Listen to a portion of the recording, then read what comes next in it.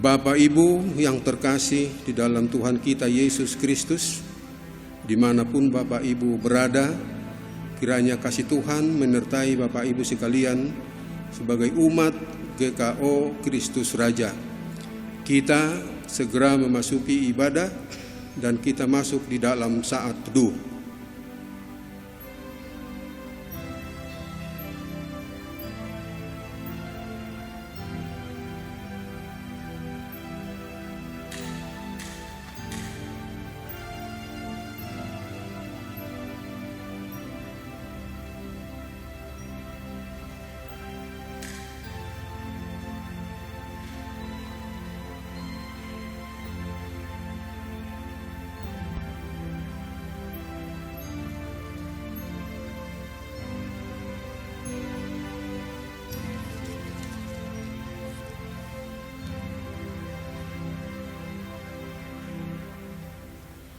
Panggilan beribadah.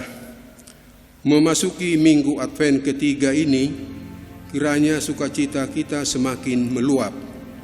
Dalam kalender liturgi, minggu Advent ketiga disebut Gaudete Sunday, yang artinya Minggu Sukacita.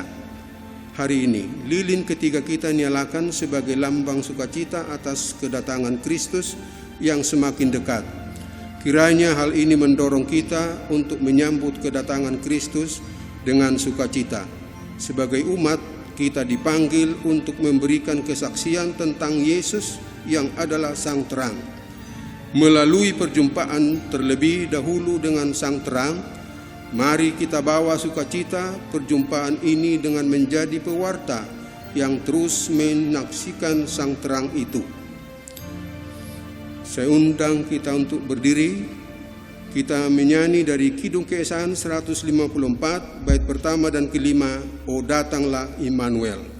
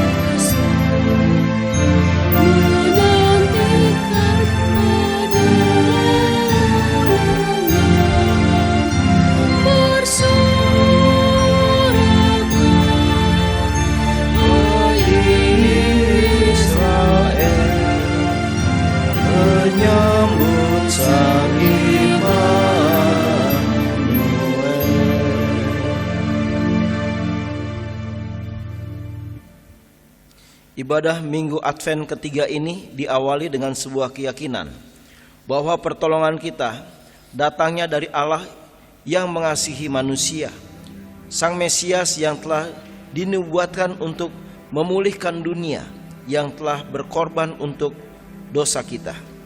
Ia merengkuh kita kembali ke dalam kesucian Allah, dan dalam kuasa Roh Kudus telah memperbaharui hidup kita.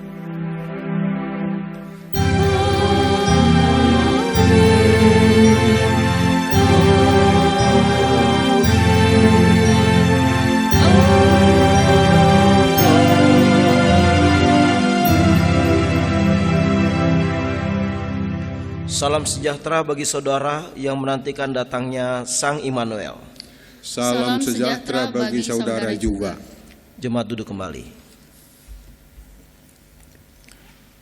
Nas pembimbing bagi kita hari ini terambil dari Roma 12 ayatnya yang ke-10 dan 11 yang berkata demikian.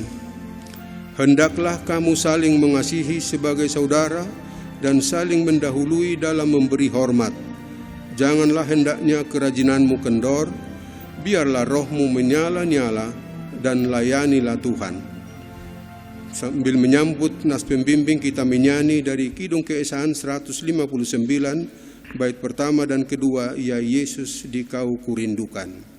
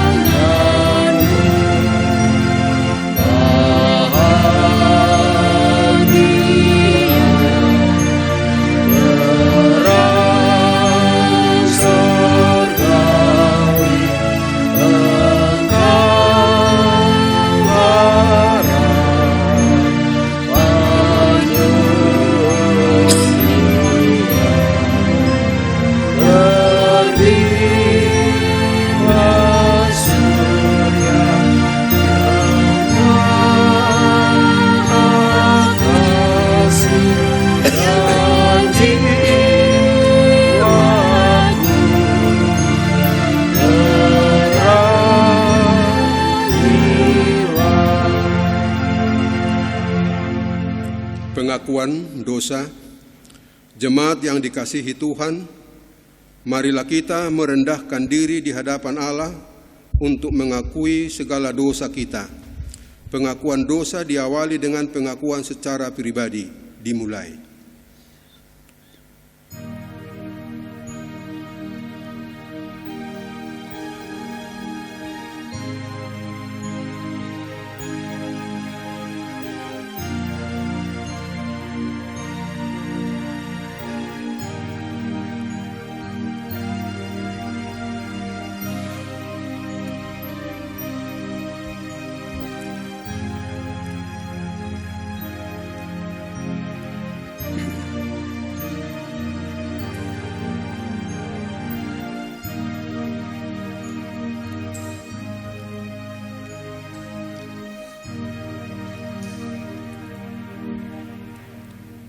Ya Allah yang kekal, siapakah kami ini sehingga kami layak duduk di hadapan-Mu?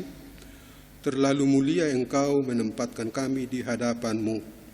Kami mengakui bahwa beribu dosa dan pelanggaran kami membuat-Mu malu.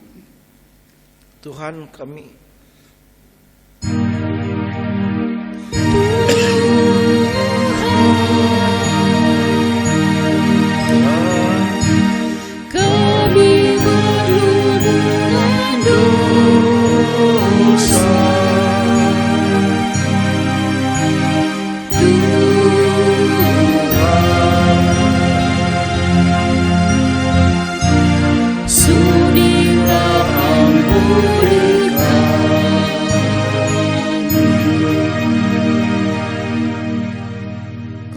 kami ya Allah, karena kami tidak berjaga-jaga dan menantikan Engkau. Padahal kami tahu bahwa kami ini debu dan akan kembali menjadi debu.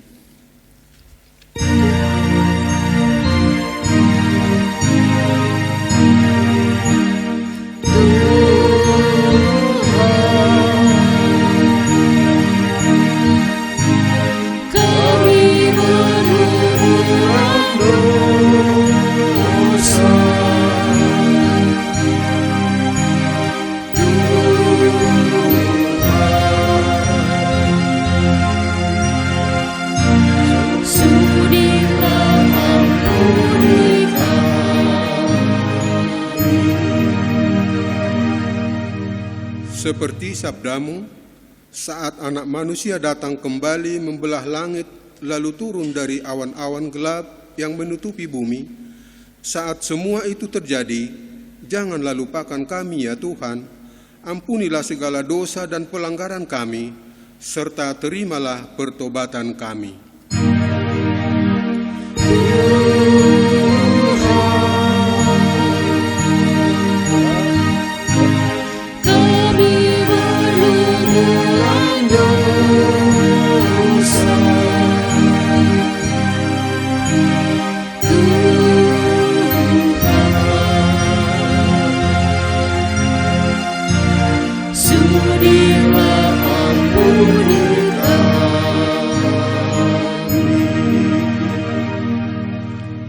Jemaat Tuhan, saya undang untuk bangkit berdiri. Dengarkanlah berita pengampunan dosa. Dengarkanlah berita pengampunan dosa. Jemaat Tuhan, bagi kita yang menyadari dosanya serta berjanji hidup dalam jalan Tuhan, maka terimalah dengan penuh ucapan syukur janji Tuhan yang terdapat dalam Mazmur 146 ayat yang ke-8. Demikian firman Tuhan, Tuhan membuka mata orang-orang buta, Tuhan menegakkan orang yang tertunduk, Tuhan mengasihi orang-orang benar. Amin. Demikianlah berita anugerah dari Tuhan. Syukur kepada Allah. Jemaat duduk kembali.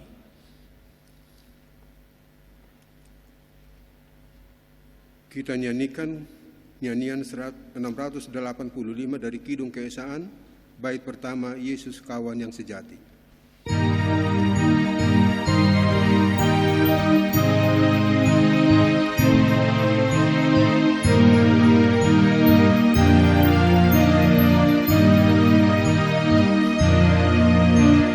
Yesus kawan yang sejati.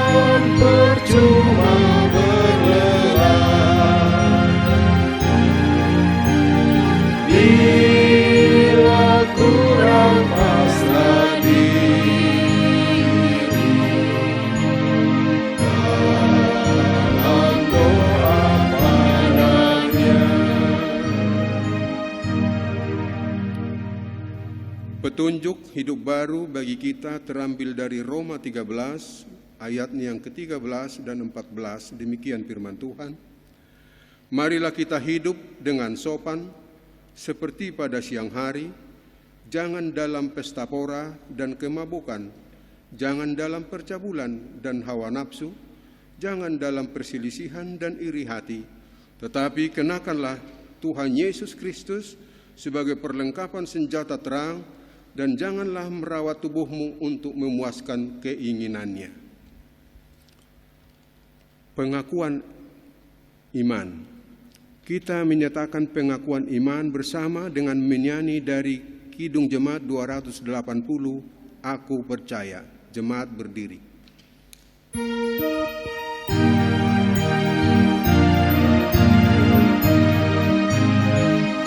Aku percaya Allah yang kekal, yang oleh sabda kita kenal, Bapa Pencipta alam semesta, yang mengasihi manusia. Aku percaya Putra Tunggalnya yang disalibkan di Golgota, yang dari kubur bangkit dan menang, naik ke surga dalam terang. Aku percaya pada Roh Kudus yang mendiami kita terus. Aku percaya gereja yang esa, ku jadi suci di dalamnya. Jemaat dipersilahkan duduk kembali.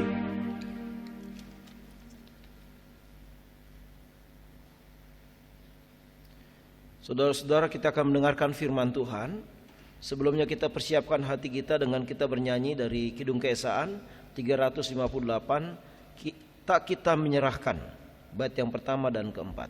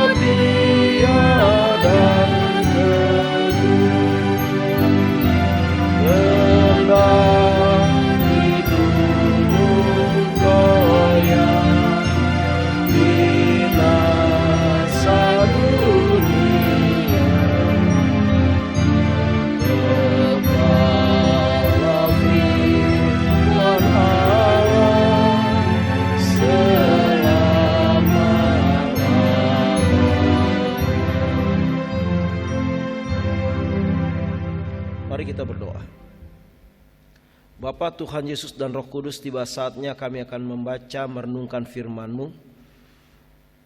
Ya Roh Kudus, bimbing kami untuk kami bisa mengerti, merenungkan dan juga melakukannya. Terima kasih Tuhan, siapkan hati, pikiran, roh seluruh umat-Mu untuk siap dibentuk oleh firman Tuhan, untuk menjadi pribadi yang suka menolong orang lain, karena Engkau adalah penolong. Untuk itu Tuhan, bersabdalah di dalam nama Tuhan Yesus kami berdoa. Semua kuasa-kuasa jahat yang berusaha mengganggu pikiran, hati, roh kami hancurkan di dalam nama Yesus. Terpujilah Engkau, di dalam nama Bapa dan Roh Kudus kami berdoa. Haleluya, amin. Saudara, kita buka firman Tuhan dari 1 Tesalonika pasal yang kelima.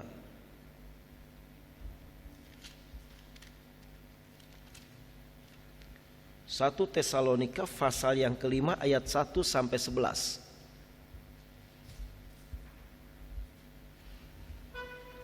Saya bacakan, berjaga-jaga. Tetapi tentang zaman dan masa, saudara-saudara tidak perlu dituliskan kepadamu, karena kamu sendiri tahu benar-benar bahwa hari Tuhan datang seperti pencuri pada malam. Apabila mereka mengatakan semuanya damai dan aman, maka tiba-tiba mereka ditimpa oleh kebinasaan, seperti seorang perempuan yang hamil ditimpa oleh sakit bersalin. Mereka pasti tidak akan luput. Tetapi kamu, saudara-saudara, kamu tidak hidup di dalam kegelapan, sehingga hari itu tiba-tiba mendatangi kamu seperti pencuri. Karena kamu semua adalah anak-anak terang dan anak-anak siang. Kita bukanlah orang-orang malam atau orang-orang kegelapan. Sebab itu baiklah jangan kita tidur seperti orang-orang lain, tetapi berjaga-jaga dan sadar. Sebab mereka yang tidur pada waktu malam, dan mereka yang mabuk pada waktu malam. Tetapi kita yang adalah orang-orang siang, baiklah kita sadar, berbaju sirahkan iman dan kasih, dan berketopongkan pengharapan keselamatan. Karena Allah tidak menetapkan kita untuk ditimpa murka, tetapi beroleh keselamatan oleh Yesus Kristus Tuhan kita, yang sesudah mati untuk kita, supaya entah kita berjaga-jaga, entah kita tidur, kita hidup bersama-sama dengan Dia. Karena itu nasihatkanlah seorang akan yang lain, dan saling membangunlah kamu seperti yang memang kamu lakukan. Demikian firman Tuhan. Berbahagialah mereka yang mendengarkan firman Tuhan, yang merenungkan dan melakukannya di dalam kehidupan sehari-hari. Maranatha.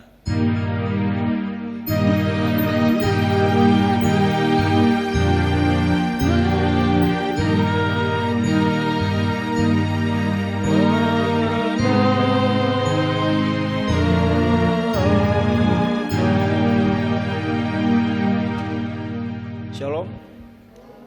Baik saudara yang dikasihi Tuhan Yesus Kristus, sekarang kita masuk di sini. Tema hari ini adalah saling membangun Minggu Advent yang ketiga, ya. Persahabatan yang saling membangun. Saudara-saudara, jemaat Tesalonika juga pada umumnya seperti kita, nanya-nanya gitu ya. Kapan sih Tuhan Yesus datang gitu? Ya. Dan Paulus katakan dan berusaha menjelaskan mengenai waktunya, aku gak perlu menuliskannya kepadamu, karena kamu udah tahu bahwa Yesus itu datang seperti pencuri. Dia gak pernah bilang, Pak Pendeta, besok Selasa ya jam 5 saya datang buat kamu. Enggak. Ya. Tetapi kita diminta untuk setia, menjadi pribadi yang terus berjaga-jaga. Itu saja yang Tuhan kehendaki. Nah saudara-saudara, oleh karena itu kita harus berjaga-jaga tiap detik-detik waktu yang ada, ya. Kita nggak boleh santai-santai atau menyia-nyiakan waktu yang Tuhan berikan, karena waktu yang Tuhan berikan itu adalah anugerah untuk kita mengalami Tuhan lebih jauh, lebih dalam lagi, untuk kita mengalami segala kebaikan, kemurahan, kasih setia Tuhan, ya. Nah saudara-saudara, kita harus membuat suatu hubungan yang kuat semakin hari kepada Tuhan. Jadi kita gak bisa namanya tidak berjaga-jaga, atau secara rohani dibilang tidur. ya, nggak baca Alkitab, nggak berdoa, nggak merenungkan kebaikan Tuhan, nggak bermazmur, nggak bersaksi, ya, nggak bersyukur kepada Tuhan. Nah, ini orang yang nggak berjaga-jaga, nggak mengaku dosa, ya, nggak berpegang pada firman. Nah, ini orang yang nggak berjaga-jaga, ini bahaya, saudara, ya. Nah, karena waktu kita seperti itu, tiba-tiba hari Tuhan datang. Nah, banyak orang seperti itu, ya, dia tidak berjaga-jaga, tahu-tahu Tuhan datang dan mereka dalam keadaan yang tidak siap, ya. Ambil contohnya misalnya adalah zamannya Nuh, ya, ayat 4 di sini katakan, tetapi kamu saudara-saudara, kamu tidak hidup dalam kegelapan, sehingga hari itu tiba-tiba mendatangi kamu seperti pencuri, ya. Zaman Nuh begitu, saudara. Orang pikir nggak ada apa-apa, semua aman-aman, semua baik-baik, tenang-tenang saja. Yang aneh cuma satu, kok Nuh bikin perahu. Malah mungkin Nuh dibilang, aduh nih orang udah mulai kacau, ya, siang-siang bikin perahu, ya, bahtera yang besar di daerah berbukitan yang tidak banjir, dia buat perahu. Mungkin orang-orang mengejek, Nuh udah mulai kacau nih, udah mulai agak gangguan nih Nuh ini. Nah, saudara-saudara, kenapa Nuh seperti itu? Karena dia berhubungan karib dengan Tuhan. Dia tahu kehendak Tuhan, dia kenal suaranya Tuhan, dia kenal perintahnya Tuhan. Maka dia melaksanakan walaupun itu bertentangan dengan situasi, tapi dia tetap melaksanakannya. Nah, saudara-saudara, saat ini juga seperti itu, ya. Kita harus sungguh-sungguh mempersiapkan kerohanian kita. Walaupun mungkin kalau anak muda baca Alkitab, doa, puasa diledek, ya, ada apaan lu puasa-puasa segala, ada apaan baca Alkitab dan sebagainya, ya, dibilang aneh, dibilang sorohani lah, ketinggalan zaman lah dan sebagainya. Tapi saudara-saudara, kalau kita mengenal kebenaran firman, pasti itu yang akan kita lakukan. Karena apa, saudara? Saya percaya setiap orang yang punya hubungan karib dengan Tuhan, kalau nggak baca firman, rohnya lemah, saudara. Dia bisa kehilangan damai, sejahtera dan sukacita. Kalau dia nggak bikin penyembahan, tahu-tahu bisa ada roh ngamuk-ngamuk, ngomel-ngomel mulu, ya kan? Karena dia nggak mengalami sentuhannya Tuhan. Orang yang sudah biasa, saudara-saudara, makan makanan rohani pagi hari dengan penyembahan, dengan baca firman, ya, dengan berdoa, terus tidak, rasanya nggak nyaman dia. Karena Roh Kudus rindu, Roh Kudus bergejolak di dalam dirinya untuk dia melakukan hal-hal yang baik buat Tuhan. Nah, ini orang yang berjaga-jaga, saudara. Kemudian dia berangkat ke sekolah, ke kantor, ke kampus, kemana saja dia tetap berdoa. Dia minta pertolongan Tuhan. Dia mengingat-ingat firman hari ini yang dia baca. Ini orang yang berjaga-jaga, ya. Dan kemudian, saudara, biasanya orang yang selalu berjaga-jaga itu juga orang yang selalu menolong. Karena dimanapun dia berada, perasaan Yesus ada di dalam dirinya. Sehingga waktu temannya membutuhkan pertolongan, dia akan tolong. Waktu temannya lemah, dia katakan, kamu jangan takut, kuat kamu. Percaya Tuhan itu baik. Ayo kita berdoa. Dia terus menguatkan, bacain firman, teman-temannya dibacain, ya. Nah, dia memberikan pertolongan secara rohani. Ya, mungkin temannya juga lapar, sahabatnya lapar, keluarganya lapar, dia punya sedikit kelimpahan, dia harus bagikan.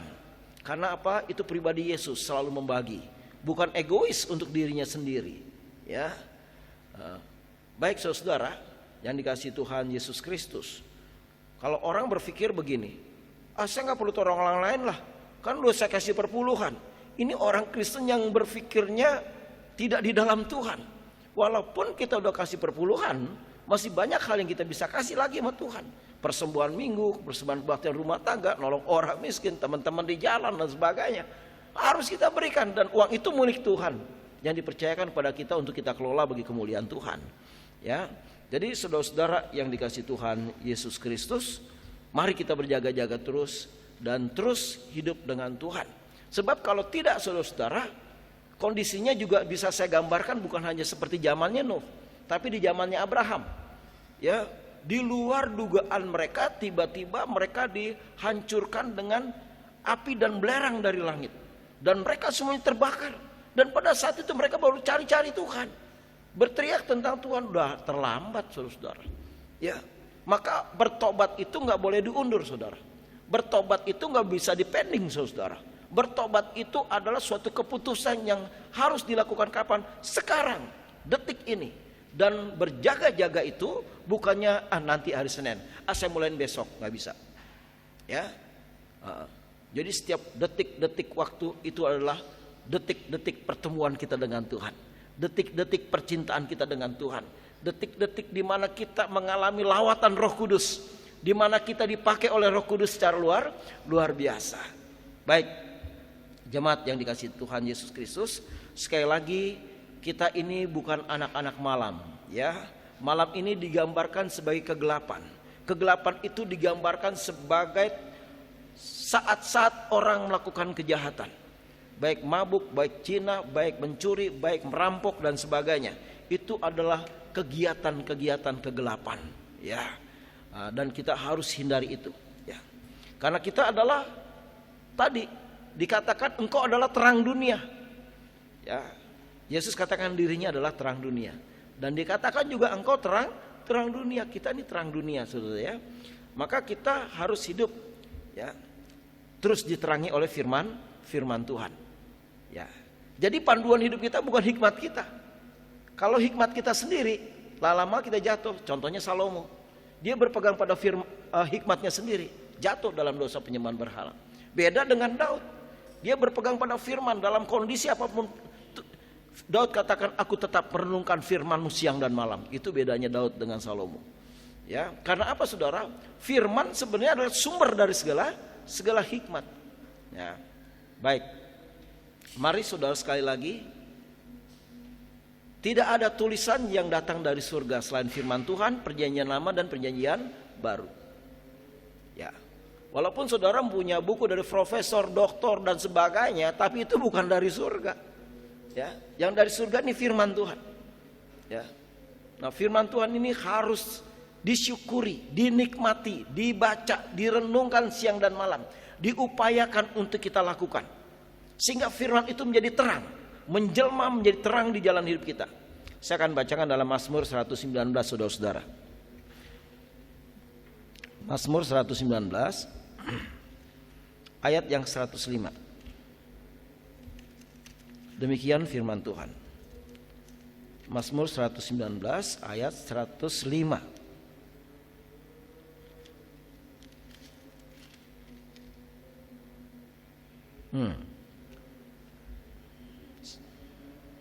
Firman-Mu itu pelita bagi kakiku dan terang bagi jalanku. Itu orang berjaga-jaga. Firman itu jadi panduan, firman itu jadi penasehat, firman itu ibaratnya rel. Kita ini kereta api, kalau keluar dari rel pasti kita hancur. Kita juga kalau keluar dari firman pasti kita hancur. Maka kita jangan keluar dari firman Tuhan. Firman Tuhan harus jadi panduan kita, ya. Nah, saudara-saudara, saya akan bacakan juga dari 2 Petrus 1 ayat 19. 2 Petrus 1 ayat 19, demikian firman Tuhan, saudara-saudara. Saya bacakan. Dengan demikian kami makin diteguhkan oleh firman yang telah disampaikan oleh para nabi. Alangkah baiknya kalau kamu memperhatikannya sama seperti memperhatikan pelita yang bercahaya di tempat yang gelap sampai fajar menyingsing dan bintang timur terbit bersinar di dalam hatimu. Jadi kita jadikan dia tuh pelita, ya. Jadikan dia pedoman hidup. Jadikan dia pagar-pagar hidup kita. Itu saudara-saudara, ya. Karena kita adalah anak terang. Melihat jalan yang berbahaya, jalan yang tidak berbahaya. Jalan yang Tuhan kehendaki dan jalan yang Tuhan tidak kehendaki. Baik, saudara. Yang kedua, saudara, oleh karena itu kita tahu bahwa Allah kita adalah Allah yang kudus. Firman mengatakan, kuduslah kamu karena aku kudus. Nah, itu dalam 1 Petrus jelas, ya, saudara-saudara. Jadi nggak bisa kita nggak kudus, saudara. Karena itu suatu ketetapan. Orang yang tidak kudus itu tidak akan masuk surga. Orang yang tidak kudus, doanya tidak ada yang berkuasa. Maka kita harus kudus. Walaupun untuk menghadirkan kekudusan Allah itu bukan hal yang gampang. Itu kita sangat menekan kedagingan kita, ya. 1 Petrus 1 ayat 15 dan 16. Tetapi hendaklah kamu menjadi kudus di dalam seluruh hidupmu, sama seperti Dia yang kudus, yang telah memanggil kamu. Sebab ada tertulis, kuduslah kamu sebab aku kudus. Nah, kekudusan ini perlu, saudara. Banyak orang Kristen kompromi sama dosa. Dikit-dikit gak apa-apalah, kita kan manusia biasa. Ini namanya buka pintu buat iblis, ya. Tapi kita harus strength. Oh tidak, semua dosa tidak, karena aku umat kudus milik Tuhan. Ini gaya hidup anak terang, saudara. Ini gaya hidup orang yang berjaga-jaga. Nah, kemudian saudara-saudara, kita sebagai anak terang juga harus hidup bersaksi. Ya, saksian itu perlu. Maka Yesus katakan, pergilah, jadikanlah semua bangsa muridku, baptislah mereka dalam nama Bapa dan Roh Kudus. Jangan takut dan ajarlah mereka melakukan apa yang kuperintahkan kepadamu, karena aku menyertaimu sampai akhir zaman. Jadi kita diminta untuk jadi saksi, nggak boleh diam. Kita harus bergerak maju. Jangan kita hanya berdiskusi firman yang begitu hebat, tetapi kita tidak bisa melakukan firman. Jangan, saudara-saudara, kita harus hidup. Iman kita harus hidup. Jangan jadi orang Kristen yang hidup imannya iman teoritis. Ya, teoritis tahu, wah ngomong firman mulu, tapi hidupnya nggak sesuai sama firman, jauh dari firman. Susah, saudara. Dan banyak orang Kristen seperti itu. Jangan kita yang seperti itu. Ya, firman menyerap dalam diri kita, kita laksanakan. Mau berkorban buat Tuhan. Ya, baik, saudara, hidup jadi saksi. Saya bacakan Lukas 24 ayat 48. Matius, Markus, Lukas. Lukas 24 ayat 48. Demikian firman Tuhan. Kamu adalah saksi dari semuanya ini, ya. Jadi murid-murid Yesus itu adalah saksi, dan mereka harus bersaksi. Kita juga saksi, maka kita juga harus bersaksi tentang Yesus, tentang kebaikan Yesus. Yesus adalah Tuhan dan Juru Selamat. Yesus adalah Mesias, ya. Yesus adalah penolong. Yesus jalan kebenaran dan hidup. Yesus yang mengampuni, Yesus yang menyembuhkan, Yesus yang maha kuasa, Yesus yang segala-galanya. Kita harus bersaksi. Nggak mungkin anak terang tidak bersaksi tentang Yesus, karena terang Yesus ada di dalam dirinya dan mendorong dia untuk jadi saksi. Yang berikut saya bacakan Yohanes 1 ayat 17 ayat 7, saudara. Matius, Markus, Lukas, Yohanes pasal yang 1 ayat yang ke-7. Demikian firman Tuhan. Ia datang sebagai saksi untuk memberi kesaksian tentang terang itu, supaya oleh dia semua orang menjadi percaya. Dia ini Yohanes Pembaptis, saudara. Yohanes Pembaptis bercerita tentang Yesus. Nah itu. Jadi saudara, nggak bisa kita hamba-hamba Tuhan, anak-anak Tuhan, garam dan terang tidak bersaksi. Kita harus bersaksi dimanapun, di rumah, di mikrolet, di warung, di jalan, di kereta, ya, di kumpulan teman-teman kita harus bersaksi, ya. Baik kesaksian entah tentang Yesus, tentang kuasanya. Mungkin saudara disembuhkan oleh Tuhan. Saudara bisa katakan, aduh ini sebenarnya penyakit saya udah gawat, tapi karena Tuhan Yesus baik. Teman-teman saya berdoa, menolong saya, menopang saya, dan saya disembuhkan oleh Tuhan. Saksikan, saudara. Itulah Yesus luar baik, ya. Dan sebagainya. Banyak hal kita bisa bersaksi. Jangan kita diam, jangan kita berangus, ya. Tetapi kita harus berbicara tentang Yesus. Yang berikutnya, saudara-saudara, kita anak terang, kita harus hidup yang dipersembahkan kepada Tuhan. Hidup kita harus dipersembahkan. Nggak bisa hidup kita untuk diri kita sendiri, itu namanya egois. Ya, waktu Tuhan membutuhkan kita di gereja, di jalan, di mana saja, kita harus berbuat seperti yang Tuhan inginkan. Saya bacakan dalam Roma 12 ayat 1, saudara. Roma 12 ayat 1. Demikian firman Tuhan. Karena itu saudara-saudara, demi kemurahan Allah, aku nasihatkan kamu, supaya kamu mempersembahkan tubuhmu sebagai persembahan yang hidup, yang kudus, dan yang berkenan kepada Allah. Itu adalah ibadahmu yang sejati. Ya, jadi kalau kita ini adalah persembahan, jadilah dupa yang harum. Ya, kalau Tuhan melihat kita, Tuhan bersukacita. Tuhan mendengarkan puji-pujian kita, Tuhan bersukacita. Ya, Tuhan mendengarkan doa kita, Tuhan bersuka cita. Berbeda dengan doa orang fasik.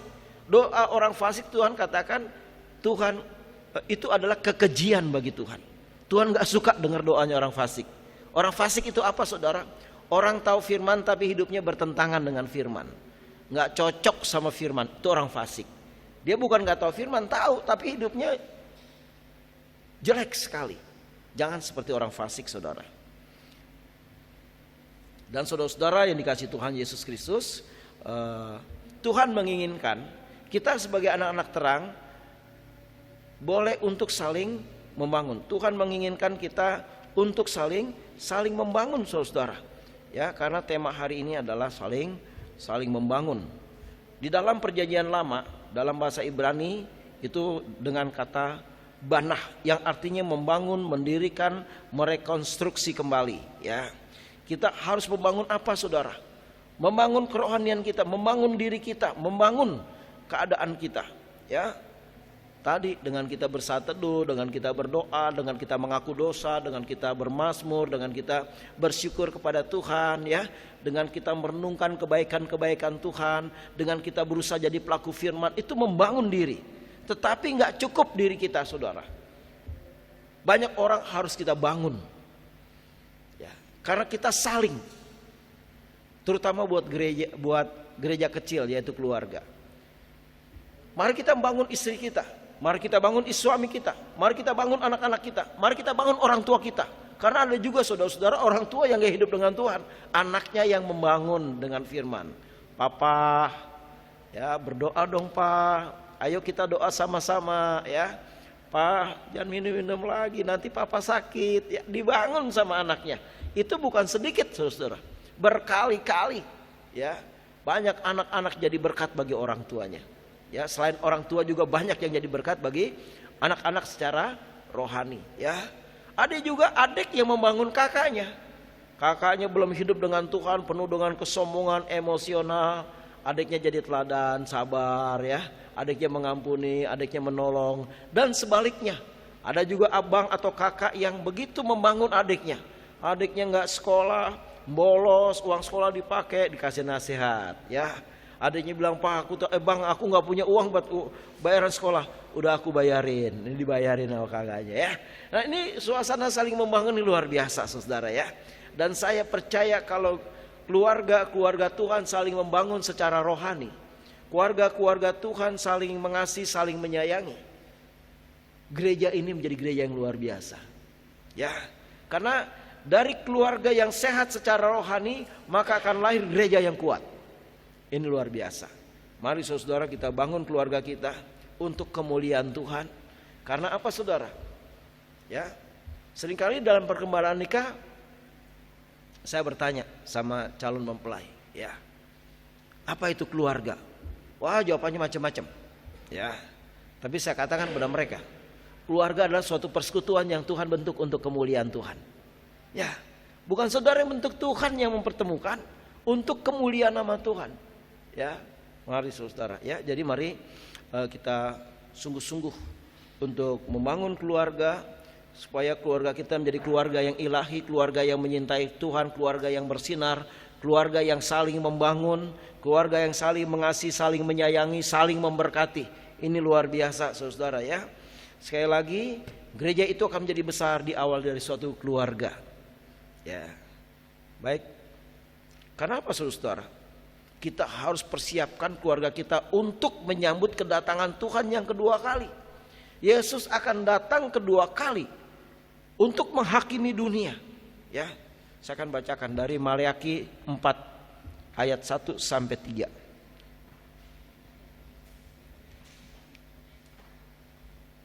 Maleakhi pasal yang keempat ayat 1 sampai 3.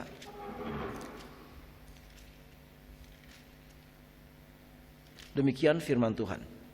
Hari Tuhan, bahasa Ibrani Yom Yahweh, ya.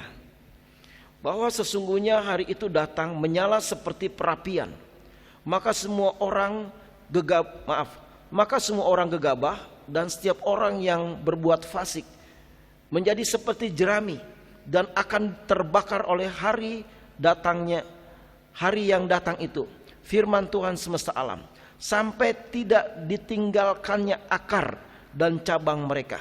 Tetapi kamu yang takut akan namaku, bagimu akan terbit surya kebenaran. Dengan kesembuhan pada sayapnya, kamu akan keluar dan berjingkrak-jingkrak seperti anak lembu lepas kandang.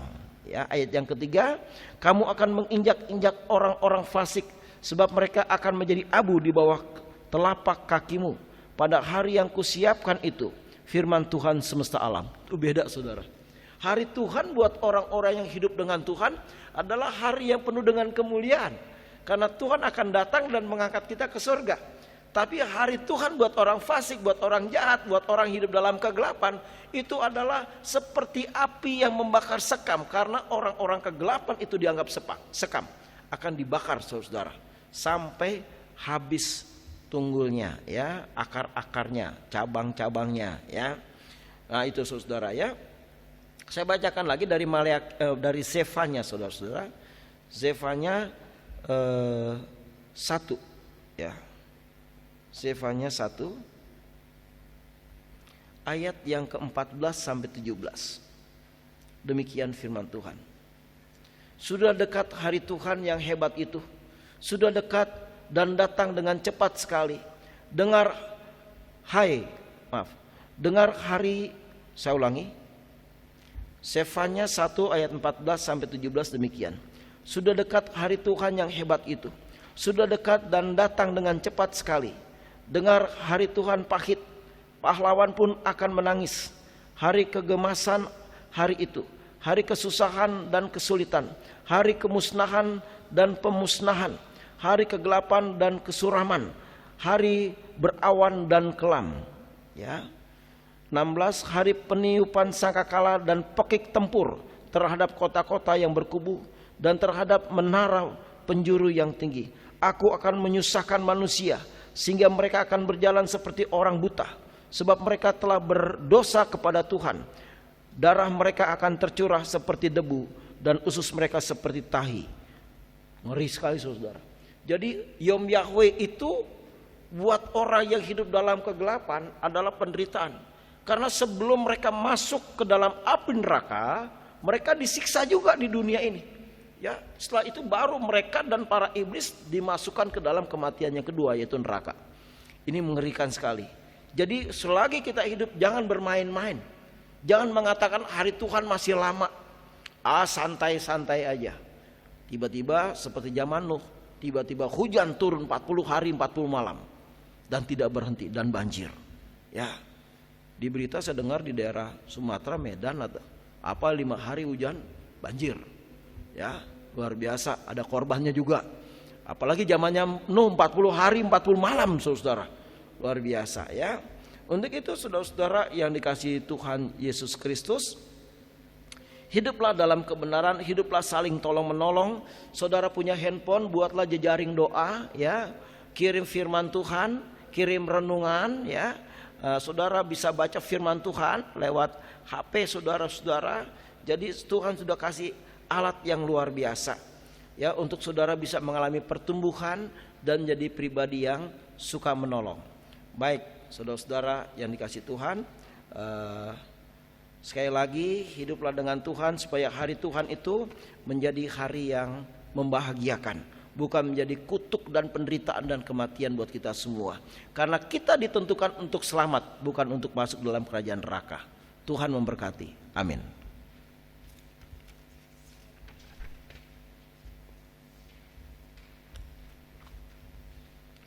Saudara-saudara, kita responi firman Tuhan dengan kita bernyanyi dari Kidung Keesaan 1 dan 4.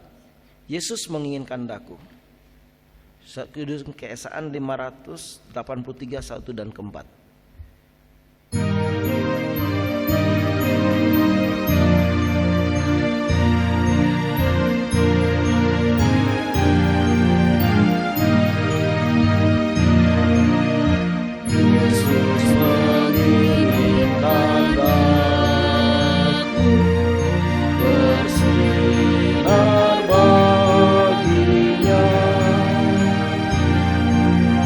Dimanapun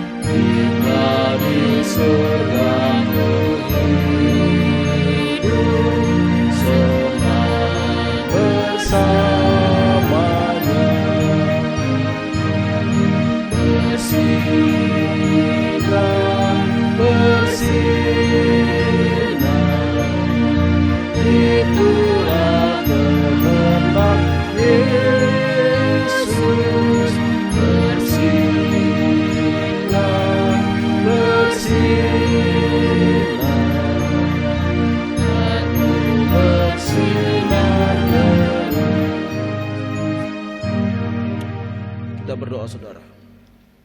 Terima kasih Bapa, Tuhan Yesus dan Roh Kudus, firman-Mu sudah ditaburkan.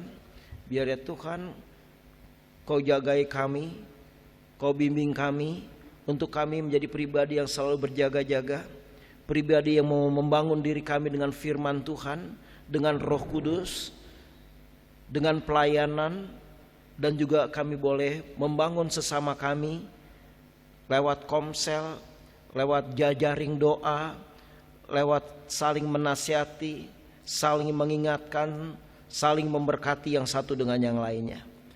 Terutama kami sekeluarga, supaya keluarga kami, keluarga lepas keluarga menjadi keluarga yang ilahi, keluarga yang memanggil Tuhan, keluarga yang diberkati dan dibentuk oleh firman Tuhan, keluarga yang mengalami shalom-Nya Tuhan, keluarga yang hidup di dalam cinta kasih-Nya Tuhan, keluarga yang kudus, keluarga yang takut Tuhan, keluarga yang mencari Tuhan, haus dan lapar akan firman Tuhan.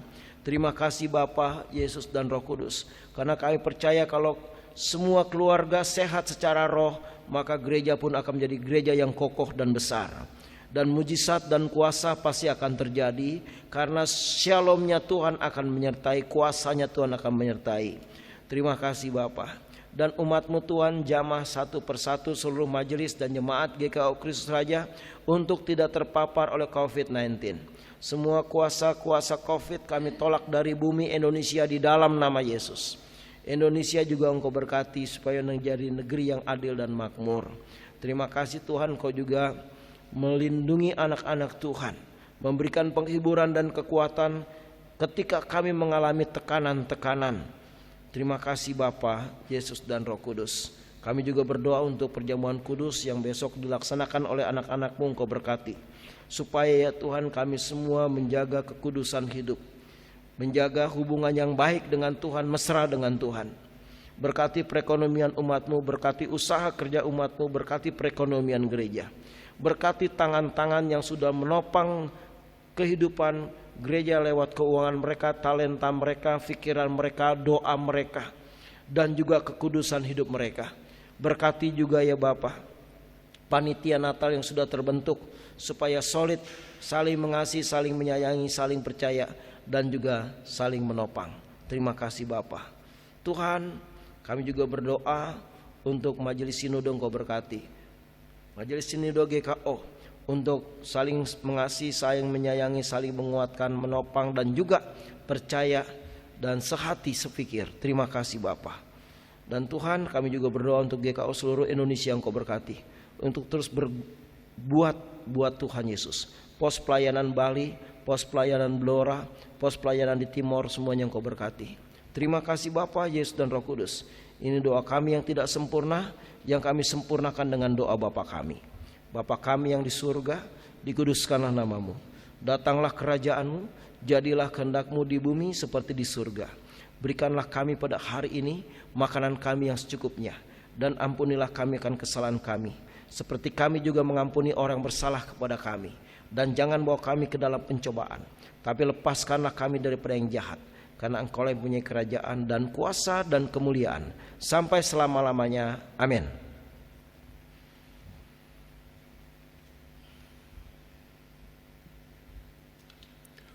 Persembahan syukur. Saudara-saudara yang diberkati Allah, marilah kita menyatakan syukur kepada Allah dengan membawa persembahan berdasarkan pengajaran Alkitab dalam 1 Petrus 2 ayat yang kelima. Dan biarlah kamu juga dipergunakan sebagai batu hidup untuk pembangunan suatu rumah rohani bagi suatu imamat kudus, untuk mempersembahkan persembahan rohani yang karena Yesus Kristus berkenan kepada Allah. Sementara persembahan dikumpulkan, kita iringi dengan menyanyi dari Kidung Keesaan 381 bait yang pertama, Hidup Kita Yang Benar.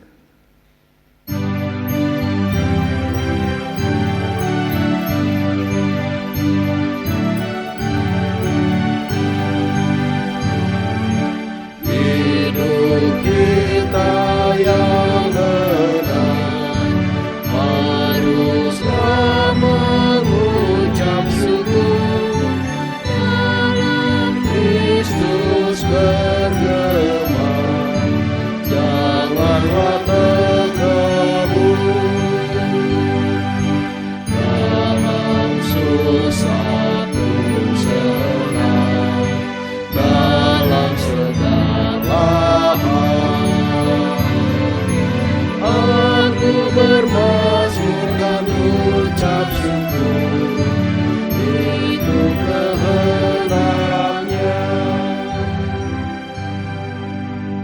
Doa persembahan jemaat berdiri. Ya Allah kami bersyukur karena Engkau memberkati kami dengan berkat yang melimpah. Ajarlah kami untuk dapat mempersembahkan apa yang kami miliki dengan ketulusan dan kerendahan hati. Bahkan ajar kami untuk menjadi saluran berkat-Mu bagi sesama kami. Dengan demikian berkat-Mu akan semakin melimpah di tengah-tengah kehidupan pribadi, keluarga, bahkan persekutuan kami. Di dalam Kristus Yesus kami berdoa dan bersyukur. Amin. Jemaat tetap berdiri. Saudara-saudara jemaat, percayalah kepada Tuhan dan peliharalah pengharapanmu di dalam Dia. Tetaplah berjaga-jaga, kerjakanlah panggilanmu dengan setia dan tekun. Nantikanlah sukacita di hari kedatangan Juru Selamat yang membasuh dosa dunia. Kita nyanyikan Ingat Akan Nama Yesus.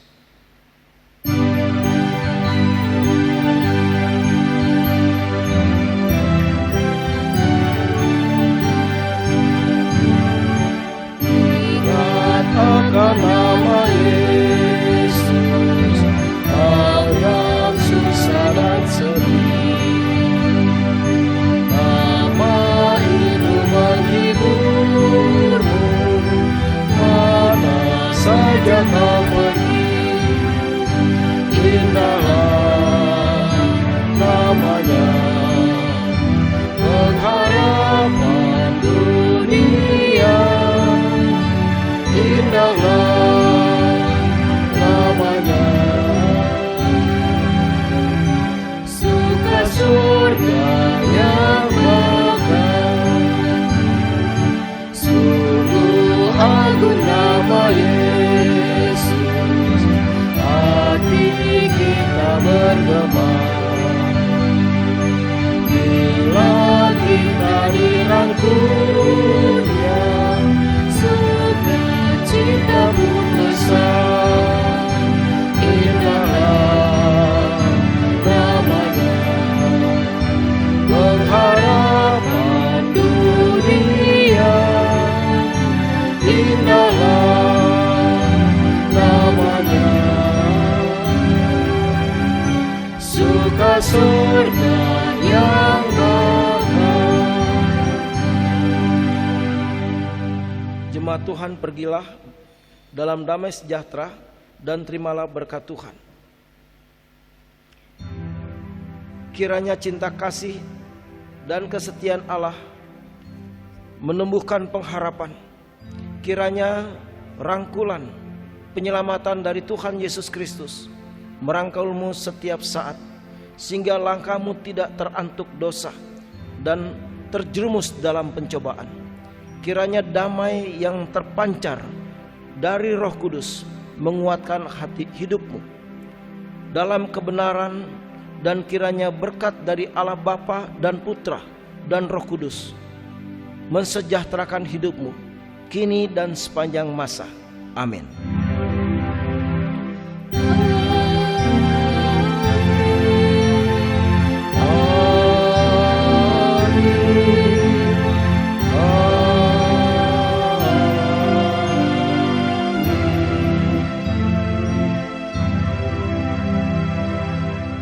Ingat akan nama Yesus.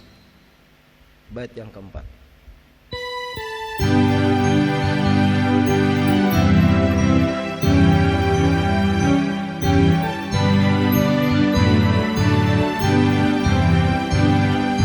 Bila mendengar namanya, baik menyembah dan mengaku Dia Raja, hidup